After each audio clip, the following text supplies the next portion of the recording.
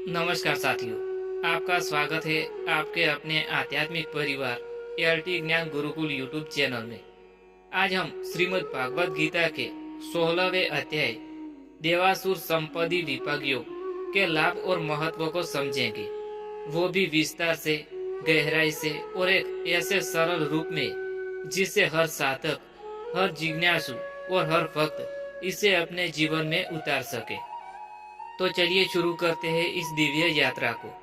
श्रीमद् भगवद गीता का 16वां अध्याय एक अत्यंत ही महत्वपूर्ण जागृत करने वाला अध्याय है, जिसका नाम है देवासुर संपत्ति विभाग योग, अर्थात देवताओं और असुरों के स्वभावों का विभाग यानी भिन्नता। भगवान श्री कृष्ण इस अध्याय में हमें बताते हैं कि मनुष्य के भीतर दो प्रकार की प्रवृत्तियां होती है। पहली है देवी प्रवृत्तियां, जैसे अहिंसा, सत्य, क्षमा, शांति भाव, दया, नम्रता आदि। दूसरा है आसुरी प्रवृत्ति, जैसे कि अहंकार, क्रोध, कपट, लोभ, घृणा, दुष्टता आदि। भगवान यह भी स्पष्ट करते हैं कि ये गुण न केवल किसी के आचरण में होते हैं, बल्कि ये वही उस आत्मा की आध्यात्मिक दिशा तय करते हैं, चाहे वो मुक्ति की ओर जाए या बंधन की ओर। इस अध्याय में श्री कृष्ण केवल ज्ञान नहीं दे रहे हैं, वे चेतावनी भी दे रहे हैं, एक सावधानी। वे कह रहे हैं, जागो, पहचानो अपने भीतर के गुणों को। क्या तुम देवत्व की ओर बढ़ रहे हो या अधोगति की ओर जा रहे हो? देवी संपद को अपनाना केवल धार्मिकता नहीं है, यह आध्यात्मिक विज्ञान है। आइए समझते हैं देवी गुणों के लाभ को। पहला लाभ है आंतरिक शांति और संतोष। जब व्यक्ति अहिंसा, सत्य, क्षमा और दया को अपनाता है, तब उसके भीतर का द्वंद्व समाप्त हो जाता है, जीवन सरल हो जाता है और मन शांत रहता है। दूसरा लाभ है मुक्ति का मार्ग प्रशस्त होता है। गीता कहती है, देवी संपद विमोक्षाय बिन तान्यासुरी मता, अर्थात देवी गुणों से व्यक्ति मुक्ति प्राप्त करता है। तीसरा लाभ है समाज में सम्मान और श्रद्धा। एक देवी गुणों वाला व्यक्ति स्वाभाविक रूप से सभी का प्रिय बनता है, उसके विचारों में गहराई होती है और जीवन में उद्देश्य होता है।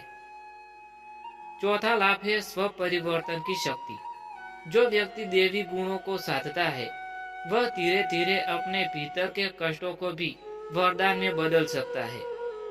ऐसा व्यक्ति कर्म करता है पर कर्म में बंधाता नहीं है। पांचवा लाभ है ईश्वर की कृपा प्राप्त होती है। भगवान स्वयं कहते हैं कि मैं उस भक्त के हृदय में बसता हूँ जो नम्र है, क्षमाशील है और समभाव रखता है। दोस्तों, अब हम आपको आसुरी प्रवृत्ति वाले लोगों के नुकसान बताते हैं। आसुरी गुण व्यक्ति को बर्बादी की ओर ले जाते हैं। आइए गहराई से समझते हैं। पहला नुकसान है अहंकार, विनाश का बीज। मैं श्रेष्ठ हूँ, मेरे जैसा कोई नहीं है। इस प्रकार की सोच इंसान को विनम्रता से कोसों दूर कर देती है। गीता में कहा गया है कि अहंकार और घमंड से व्यक्ति सत्य से भटक जाता है। दूसरा नुकसान है क्रोध, ज्ञान का नाशक। क्रोध बुद्धि को नष्ट करता है, जिससे व्यक्ति सही निर्णय नहीं ले पाता है और गलत निर्णय जीवन को दुखों से भर देता है। तीसरा नुकसान है लोभ, असीम असंतोष। लोभ कभी शांत नहीं होता है, यह व्यक्ति को लगातार दौड़ में बनाए रखता है, जिसमें न सुख है न चैन है। चौथा नुकसान है द्वेष और हिंसा, आत्मा का क्षय होता है। द्वेष करने वाला व्यक्ति आत्मा की ऊर्जा खो देता है, वह कड़वाहट में जीता है और दूसरों को भी दुख देता है। पांचवा नुकसान है धार्मिक विरोधी प्रवृत्तियां। भगवान कहते हैं कि आसुरी लोग धर्म को झूठ मानते हैं और धर्म विरोधी विचार फैलाते हैं। ऐसे लोग अंत में अधोगति को प्राप्त होते हैं। दोस्तों, अब हम आपको बताते हैं वर्तमान समय में 16वें अध्याय का महत्व। आज के युग में जहाँ भौतिकता, प्रतिस्पर्धा और अहंकार ने जीवन को घेर लिया है, वह गीता का यह अध्याय एक जागरण का शंखनाद करता है। पहला महत्व है आत्मनिरीक्षण की आवश्यकता। इस अध्याय को पढ़कर हम खुद से यह प्रश्न पूछते हैं, क्या मैं देवी प्रवृत्ति से परा हूँ या आसुरी प्रवृत्ति से? यह आत्मचिंतन ही आध्यात्मिक यात्रा का पहला कदम है। दूसरा महत्व है नैतिकता और मूल्यों की पुनः स्थापना। आज जब भ्रष्टाचार, असत्य और स्वार्थ सामान्य बन गया है, तब गीता हमें पुनः सत्य, दया और कर्तव्य की ओर लौटने को प्रेरित करती है। तीसरा महत्व है शांति और मन की स्थिरता के लिए मार्गदर्शन। देवी गुणों के अभ्यास से मानसिक रोग, तनाव, चिंता जैसी समस्याओं का समाधान होता है। यह अध्याय एक जीवंत मनोवैज्ञानिक ग्रंथ है, युवाओं के लिए पथदर्शक। आज की पीढ़ी को दिशा की आवश्यकता है।